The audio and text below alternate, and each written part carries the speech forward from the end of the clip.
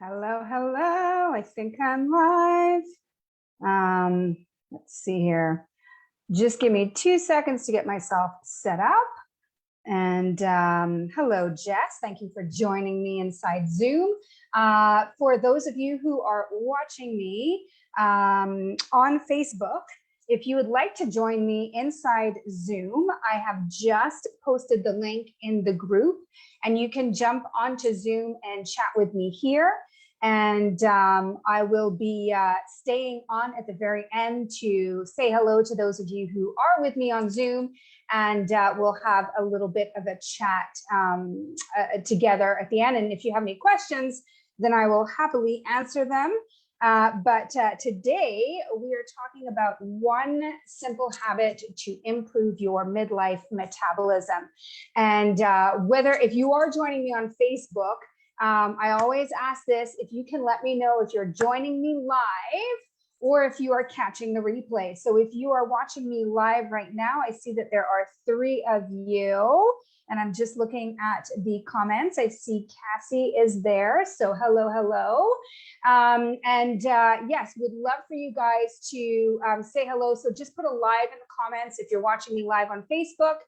Tell me who you are, tell me where you're from. If you're catching a replay, put a replay and still tell me who you are and where you're from. I would love to know. I love to know who's watching. So we are talking again about one simple habit that that can really help with midlife metabolism. And I have been doing a mini course this week from a functional medicine practitioner or doctor who specializes in women's health.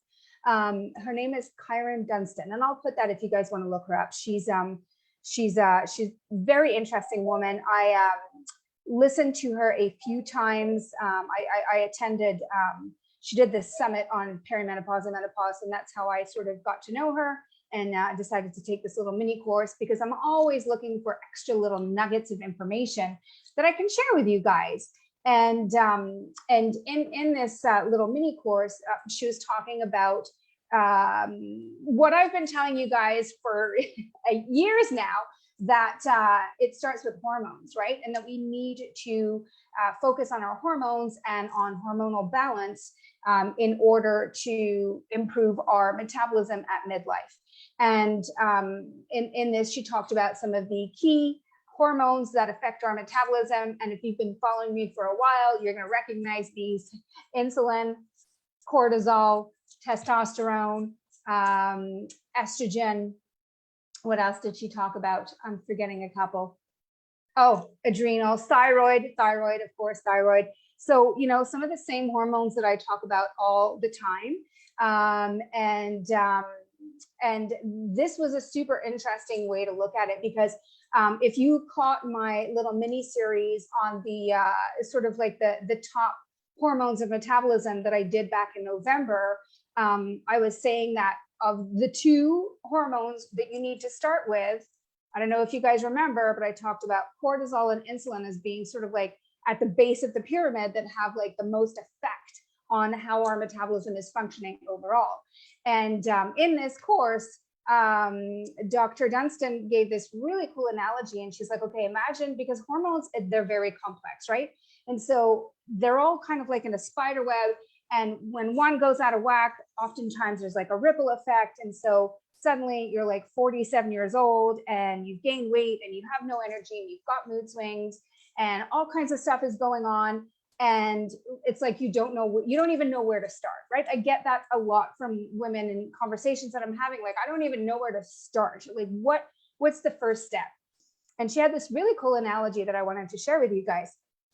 And she explained that if you think of all of our hormones and our metabolism and everything that's going on in midlife as this big ball of yarn that's completely jumbled up, right? And she's like, well, where do you start? Where do you start? And she's like, you find the loose thread, right? That's where you start. You don't start in the middle, because all you're going to do is you're going to like pull the knots tighter and tighter. You've got to find the loose thread, and you've got to slowly pull that loose thread until you can untangle everything. And guess what that loose thread is? I want to see if anyone can guess. So you can put it in the comments or in the chat if you're on Zoom, but I want to know what you guys think is the loose thread. I'll give you a couple of seconds here because I know I'm always a little bit delayed on Facebook. So the loose thread. The loose thread is insulin, okay? So, which is one of the hormones that I'm like, this is where you've got to start. You've got to start with insulin. You've got to get insulin in check because that one has the biggest ripple effect, along with cortisol, in my opinion, on all of the other hormones, right? And on your metabolism and on your ability to cut your calories in order to lose weight, or how your body is utilizing those calories and your ability to access stored body fat, right? So it's all about insulin. And so one of the, I would say like a big chunk of her little mini course was on insulin. And she gave this one simple habit. And I thought it was really a great, just super simple habit that women can start on, especially women who are like, I don't even know where to start. What can I do? And that habit is to keep an eye on your sugar intake. The magic number that she gave inside this course to have an impact to improve your metabolism at midlife was 24 grams of sugar. Okay, 24 grams of sugar. And this isn't necessarily like white sugar, like added sugar. This is just sugar, right? Because when you, like, if you go into an app like Fitness Pal or Carb Manager or Chronometer is my favorite, and you plug in the foods that you eat, it will break down carbohydrates into fiber, starch, and sugar. Okay. And if you look on the nutritional label of some of your foods, and I've got a couple of here to give you some examples, you'll also see that if you look under carbohydrates, it will break it down. It will tell you like how much fiber there is and how much sugar there is. And so when we're talking about sugar, it's not necessarily added sugar. It's just how these carbohydrates are broken down into fiber, starch, and sugar. Now, I would personally argue that starch is sugar as well, because it actually gets processed or broken down into glucose in the body. But I think working just on sugar is a great starting point, which is why I'm saying, like, you know, if you don't even know where to start, this is where you want to start. You want to start with this concept of limiting your sugar to 24 grams a day. Now, that doesn't sound like a lot, right? And it's not very much. But I want to give you guys a little bit, I'm going to give you some examples of sugar intake or where you might find this sugar. And then I'm going to give you guys some homework, because I think that this can be really eye-opening. And even inside this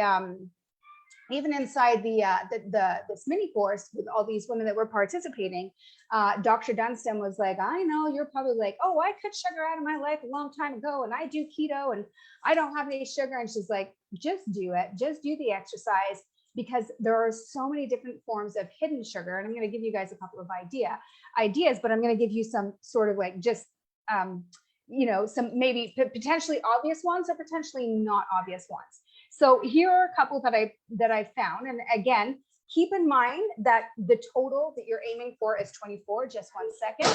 Sydney, I'm doing a workshop right now. Yep. I understand that, but you have to go. Thank you. Sorry. Homesick again. Okay. So here are some of the numbers that I came up with. Okay. So raisins, right? Raisins. That's easy, right? Everybody likes raisins. They're healthy. So 1/4 cup of raisins is 26 grams of sugar. Okay. You already busted your 24 grams if you have 1/4 cup, and 1/4 cup is not a lot. Here are some other ones.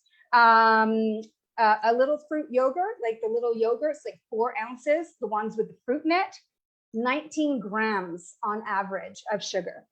Muesli, right? Like a nice bowl of healthy muesli, 10 grams of sugar. Way more starch, also a lot of starch, which again, I would argue breaks down into sugar. But if we're looking specifically at sugar, 10 grams. Those little Lindt balls, the little chocolate balls that everybody gets at Christmas that I still have in my house, One bowl, 10 grams of sugar. So you can see how this would add up very quickly. And again, this is not added sugar necessarily, okay? A banana, right? That, you know, oftentimes women eat bananas like either with their muesli or they're putting it in their smoothie. One banana, 17 grams. A cup of grapes, 23.4 grams. So it adds up very quickly. And you can see that even if you're eating healthy foods that you perceive as not having added sugars, and again, it doesn't have to be added sugar, it's just sugar that's in the food, getting to that 24 grams, it happens like really, really quickly. And so I think it's just a really good goal as a starting point for women who are like, I don't know where to even start. Just start there. Just start by paying attention to how much sugar you're consuming. I think like a caramel frappuccino from Starbucks has 54 grams, right? So, and some women drink that like, you know, at 10 o'clock every single day on top of everything else. And so this is just a great starting point. So just keep that one simple habit in mind, trying to aim for 24 grams of sugar or less as a general starting point in order to, again, start working on that loose thread, which is insulin, and getting that insulin in check, okay? So homework for this weekend. I want to keep today short and sweet because I know that sometimes these workshops get very long, and I want to do some shorter ones so that some of you who don't have time have something to look at. So homework this weekend. Here's what I want you to do. I want you to go through your pantry and your fridge, and I want you to look at nutrition labels. And here's a super, oh gosh, I've got my special filter on. This, well, you can't see, but it's balsamic vinegar, okay? So you wouldn't think that balsamic vinegar has any extra sugar. This one tablespoon of balsamic vinegar, which goes in like, you know, salads all the time, is 4 grams of sugar, because they add in something called concentrated grape must and cooked grape must. Those are code words for sugar. It's just that like the nutrition industry, or the not the diet industry, but the food industry or the food marketing companies, they use all these fancy words so that you're like, oh, it contains grape. That must be so good for me. You can get balsamic vinegar that does not have added sugar. This is a cheap one, I must admit. But just to give you a comparison, this one here, this is a apple cider vinegar. It's a raw unfiltered. The only thing in it is apple cider vinegar and water, and there are 0 grams of sugar. So like I said, you know, they're sneaky, they're everywhere. And if you start to add it up, like just do a tally this weekend. Like every time you eat, if whatever you're eating comes in some kind of packaging, take a look at the label and start adding up how much sugar you actually take, and then come back to this video and let me know. Or send me a message and let me know. I'm really curious to see where everyone's at. I'm going to do it too. I haven't had a chance to do it this week, but you know, I think for the most part, I don't have much sugar. I was struggling to even find some in the house.